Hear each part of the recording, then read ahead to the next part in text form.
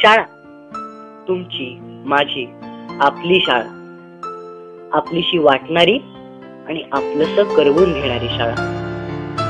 शाळेत जावं लागतंय म्हणून पहिलीच्या पहिल्या दिवशी स्वतःवर आणि मुख्य म्हणजे आईबाबांवर चिडलेले आपण, आणि सेंड ऑफच्या दिवशी आता शाळा संपणार म्हणून काहीसे गहिवरलेले आपण. यामध्ये 10 वर्षाचा काळ किती पटापट गेला नाही. माध्यमिक शाळेत पहिल्यांदा पाऊल टाकताना भलं मोठं ग्राउंड बघून झालेला आनंद आजही आठवत असेल. या ग्राउंडवरच्या अनेक आठवणी आजही आपल्या मनात घर करू नये. आंतरवर्गीय सामने, क्रीडा महोत्सव, कवायत, 26 जानेवारी, 15 ऑगस्टचं झेंडावंदन, शाशीच्या तासाला खेळल्या गेलेल्या व्हॉलीबॉलच्या मॅचेस, लाकडाची काठी आणि दगडाने खेळलं गेलेलं क्रिकेट, आणि हो, शाळेला उशीर झाल्यानंतर दप्तर डोक्यावर घेऊन याच ग्राउंडला माराव्या लागलेल्या फेऱ्या सुद्धा चांगल्याच आठवतात. आपल्या शाळेत मोठं ग्राउंड दुसऱ्या कुठल्याच शाळेला नाही, हा इगो आपल्यापैकी प्रत्येकाला होता.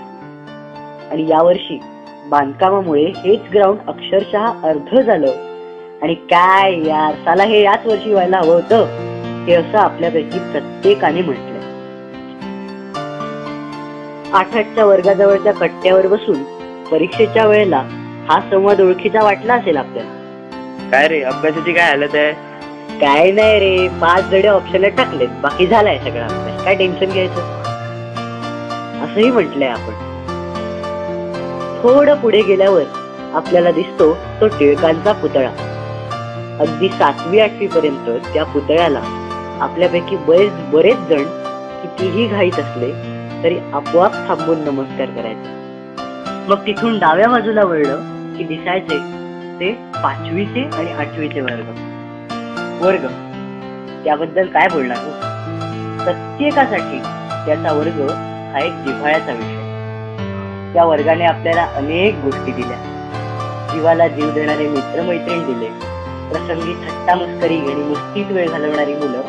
एखाद्या प्रसंगी अशी युनिटीने उभी राहायची की त्याला जवाब नाही. तो वर्ग म्हणजे अनेक खट्ट्या मिठ्या आठवणींची एक डायरीच होती. तिथे मैत्री होती, भांडणं होती, मस्ती होती, सिन्सिअरिटी सुद्धा होती. शिक्षकांचा ओरडा होता, कौतुक होतं. तास चालू असताना तिच्याकडे हळूच बघणं असायचं, आणि कधीतरी ती सुद्धा इथेच बघतेय म्हणून काळजाचा ठोका चुकणं असायचं. आजही आठवतंय ते वर्गात खेळलेलं क्रिकेट, वर्गाबाहेर उभं राहण्याची झालेली शिक्षा, आणि ती शिक्षा अक्षरशः एन्जॉय करणारे आपण सगळे. काही शिक्षकांना वर्षभर दिलेला त्रास आठवतो, तर काही शिक्षकांकडून मिळालेली आपुलकी सुद्धा आठवते. तासाला मस्तपैकी डबा खाऊन झाल्यावर एखाद वेळी भर तासाला दिलेली डुलकी सुद्धा आठवते. शेवटच्या घटकेपर्यंत पूर्ण नसलेल्या प्रयोगवह्या शेवटी दुसऱ्यांकडून पूर्ण करून घ्यायचो आपण.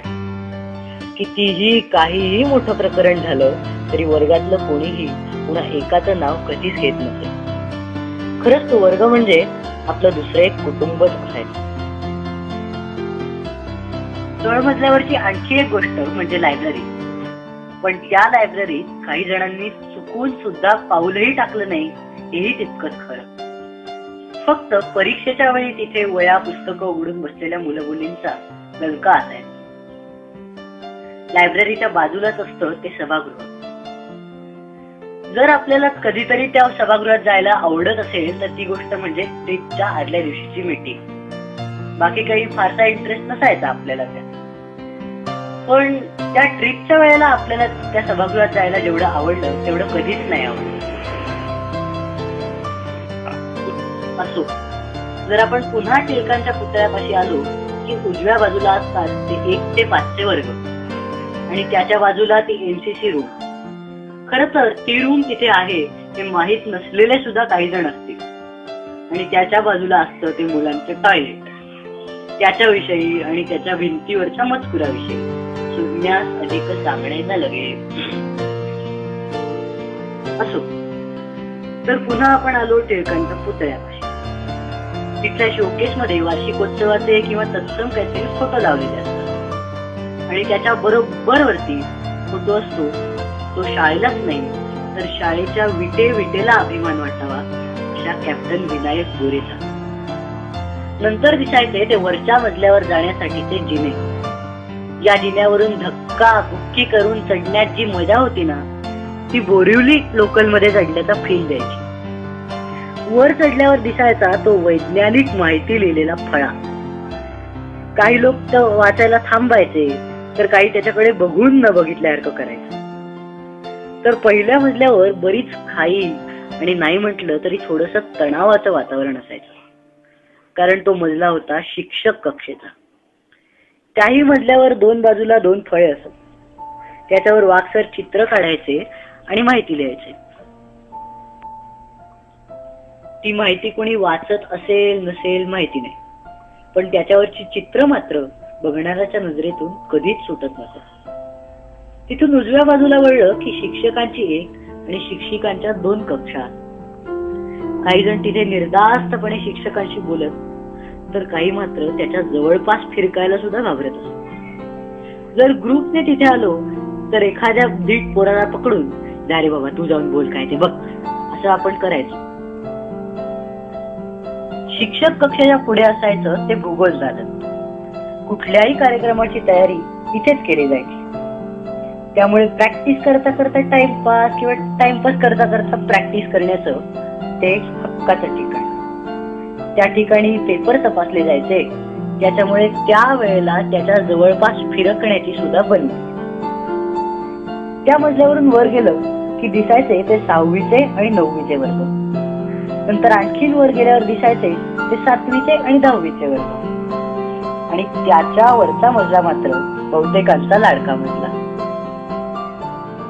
डाव्या बाजूला असायची ती संगीत कक्षा. तिथे काचेत ठेवलेला तबला, पेटी दिसायची आणि समोरच्या भिंतीवर असायचं झाकीर हुसेनचं चित्र. याही ठिकाणी काही कार्यक्रम बसवले जायचे. त्याच्या बाजूलाच होत्या 2 प्रयोगशाळा.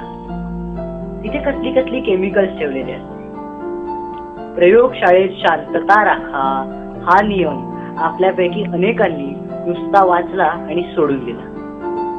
इथे ज्या वस्तू आपल्याला इतर वेळी सहज वापरायला मिळणार नाही किंवा लागणार नाही, त्या वस्तू आपल्याला वापरायला मिळाल्या किंवा लागल्या काही समजा. त्यात काहींना इंटरेस्ट होता तर काहींना नव्हता. जिन्याच्या इथून डाव्या बाजूला गेल्यावर असायच्या चित्रकला कक्षा. बऱ्याच जणांसाठी तिथे करायला मिळणारं काम म्हणजे एन्जॉयमेंट असायची, तर काहींसाठी मात्र चायला दरवेळेला हे मलाच का करावं लागतं अशी शिक्षाही होती तिथे.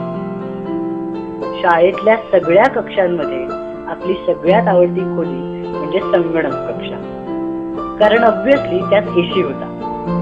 कम्प्युटरची 300 रुपये फी भरण्याचं सगळ्यात महत्वाचं कारण त्यात एसी असतो हेच होतं.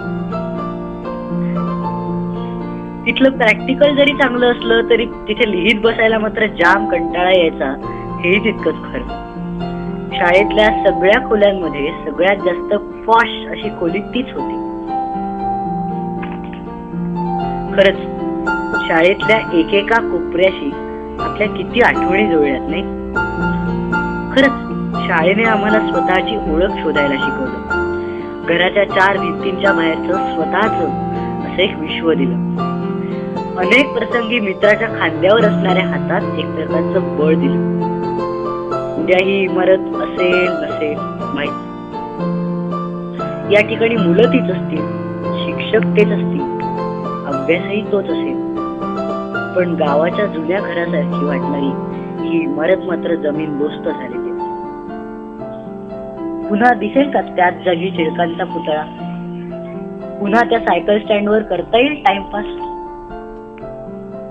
1921 पासून या इमारतीत शिकलेले काही विद्यार्थी आज असतीलही, पण ते विद्यार्थी ज्या इमारतीत शिकले ती इमारत असेल ज्या इमारतीत आपण खेळलो, लहानाचे मोठे झालो, त्याच इमारतीला आता कायमचा निरोप द्यावा लागणार. शरीर जरी त्या नव्या चकमकीत इमारतीत असलं तरी मन अजूनही त्या जुन्या इमारतीतच खुटमळेल. आला क्षण पुरेपूर जगून घ्यावा असं म्हणतात ते काही खोटं नाही. आणि म्हणूनच या क्षणी आपल्या शाळेला डोळे भरून पाहून घेऊ.